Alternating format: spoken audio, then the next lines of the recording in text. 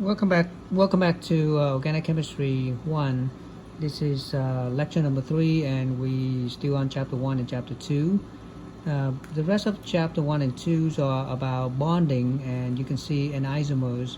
Isomer, there's many different kinds, and in general, isomers are different compounds with the same molecular formula. So you can draw the different bond connectivity, okay, bond, or you can call it a uh, carbon sequence difference. Now, there's also what we call structural isomers or constitutional isomers, isomers that differ in the bonding sequence, as I mentioned.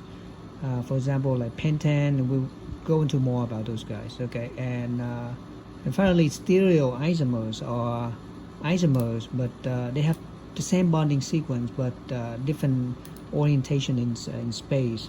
Okay, for example, one has two branches that are on the same side, and one has two branches on the opposite side. But other than that, everything the same. The bonding sequence, the formulas, everything the same. Okay, so we'll go into those stuff. If you remember bond polarity and dipole moments, the bond polarity is determined based on electronegativity and if the molecule, and then also the symmetry of the molecules is important. That's determine the overall polarity of the molecules. Okay, and here I'm showing you the bond polarity of CCl bond, and so we don't have to do all this calculation. We just need to know the bond polarity. Bond polarity is important because it determines polarity of the overall, and that determines the polarity of the molecules. Therefore, it determines the intermolecular forces. Okay, and three mankind, the dipole intermolecular forces that happen in polar molecules like CaCl3, and London force, also known as dispersion force or van der Waals force. That's for non-polar molecules such as hexane, gasoline. Okay. And gasoline is a mixture of hydrocarbon. Octane is also non-polar molecules. And finally, hydrogen bondings happen in compound with special bond with hydrogens with oxygen, nitrogen, or fluorine. For example, alcohol is a very popular one, and also carboxylate acid. Later we'll learn that.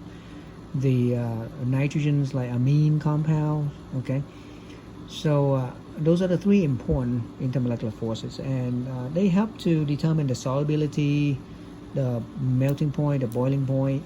If you have two compounds with the same polarity, very likely they will be miscible or dissolvable in each other. Okay, like dissolve like. If you take gasoline and oil, they will mix together because they both are non-polar. If you take gasoline and water, they don't mix together well. Okay, you just like you mix water with oil. Water is polar and oil is non-polar, so they don't mix together. Okay, a thing like that. So those are the things. And finally, it's important to be able to recognize the different classes of compound or functional groups. Okay, so we have probably about 10 to 12 different functional groups. Functional groups is a group of atoms that has special physical and chemical properties. Okay, for example, double bond, triple bond, and others like with oxygens. Okay, so these are the hydrocarbons. You have alternating double bond and single bond. These molecules have special properties. Okay, alcohol, that's the functional group. The special group of atoms is OH, and alcohol has a special property. Okay, and we call that alcohol. That's because of the OH. We call ether is oxygens surrounded by two carbons on both ends. Ketone and aldehyde is C double bond O. That's the main one. The difference is one with hydrogen, aldehyde, N with hydrogen, and ketones has carbon on both sides. Okay. So be able to recognize the functional group like these molecules. For example, that's a ketone because on both sides are carbons, and that's an alcohol because it has OH, and that's the That's a special one. It has a halogen, so we call this an acid chloride. Okay, the that's a ketone again, and that's an aldehyde because it has double bond O and it has a hydrogens. Remember, this is aldehyde, this is ketone. The difference is aldehyde has a hydrogen on one end. Okay, and you have ester, ether, carboxylic acid. That's alcohol. And when we in the alcohol chapter, we learn more about it. We learn a different like degree of alcohol: primary, secondary, tertiary, so on and so forth. And then we also have functional group with nitrogens. For example, amine. We have three different kinds: amine, amines, and nitrile. Amine is the nitrogen surrounded by carbons or one or two or three carbons groups.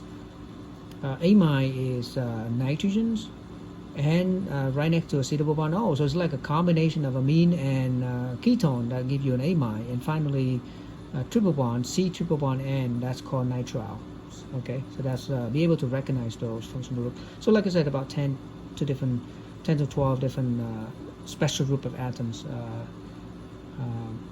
known as functional groups.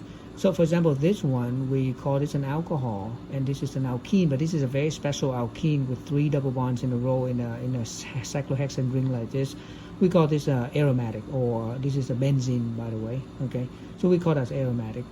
If you have 3 double bond, alternating double bond, and that's an alcohol, and altogether this is actually has a special name called phenol. Okay, that's the class of compounds. And here you have a ketone and you have an alkene. Here you have an amine here, carboxylic acid. So you got 2 different functional groups. So it's possible for molecules to have more than one functional groups. Okay, and so on and so forth. That should conclude chapter 1 and 2. Acid base are in chapter 3. Okay, so with those, so to wrap it up in chapter 1 and 2, be able to draw Lewis structure, be able to do resonances, which we're going to do some of those. Be able to recognize the functional groups. Okay, so we'll have another lecture that we just focus on resonances, because resonances are really important. Okay, there's 2 things that's really important: resonances and electronegativity. Okay, those 2 we can pretty much explain a lot of things. Okay, especially acid-base strand in the next chapters. Which acid is stronger, which base is stronger. We can use those. We can use resonances. We can use electronegativity, one or both, to explain the strand of acids and bases.